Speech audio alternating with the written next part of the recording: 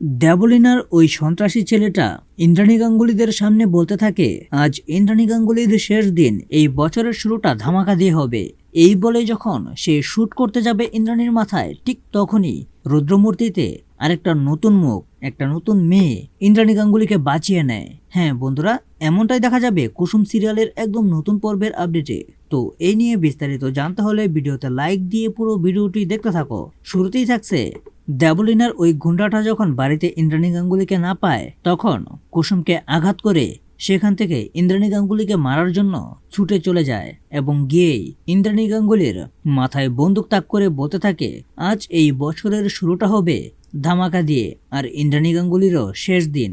ঠিক তখনই রুদ্রমূর্তিতে আরেকটা নতুন মুখ এসে ফায়ার করার আগেই ওই সন্ত্রাসীর হাতের বন্দুকটা উপরে উঁচিয়ে ইন্দ্রাণী গাঙ্গুলিকে বাঁচিয়ে নেয়। কে এই নতুন মেয়ে, সেটাই এখন দেখার বিষয়। এই মেয়েটাই কি এবার আয়ুষের নতুন নায়িকা হয়ে আসলো নাকি? এখন থেকে কি দেবলিনার পর্ব শেষ হয়ে এই নতুন নায়িকা খলনায়িকা হিসেবে অভিনয় করবে? কুসুম কি এখন থেকে দেবলিনা বাদ দিয়ে এই নায়িকার সঙ্গে ফাইট করে গাঙ্গুলি পরিবারকে বাঁচাবে, আয়ুষের বউ হয়ে গাঙ্গুলি বাড়ির বউ হবে? তো এই নিয়ে আপনার মূল্যবান মতামতগুলো কমেন্ট করুন, আর এরকম নিত্য নতুন সিরিয়ালের আপডেট পেতে এখনই চ্যানেলটা সাবস্ক্রাইব করুন।